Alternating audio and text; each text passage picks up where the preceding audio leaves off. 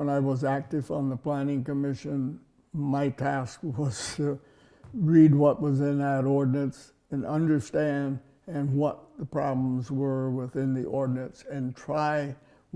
We have no control over what the townships end up with their ordinance. We can only, at the county level, give advice or try to mediate, if possible, an ordinance that does not break the law. And we weren't successful on any occasion. In the Planning and Zoning Act of the state of Michigan, you cannot write a zoning ordinance that rules out a function.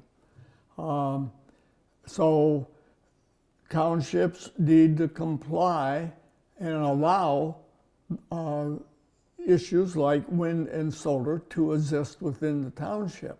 The state came in and they passed this law, this siting reform, PA 233, and as I understand it, what that bill basically said was, hey, you can't be making illegal.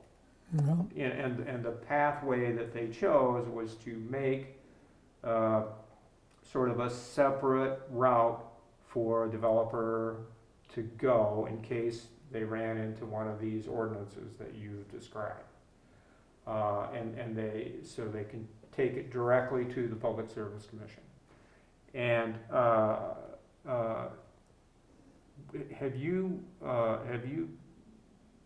examined that law or thought about that law or heard any analysis of that law or how it's working or any responses to that? Well, I can't really respond to that because it's in effect, but it's not being applied at this point here. But I understand it does not take out local input.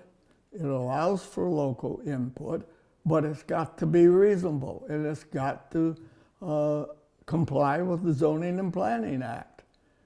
And so I don't see any of these townships changing their position at all because of the change made. But theoretically, this should improve the availability of those two entities, wind and solar, to generate power in these local municipalities.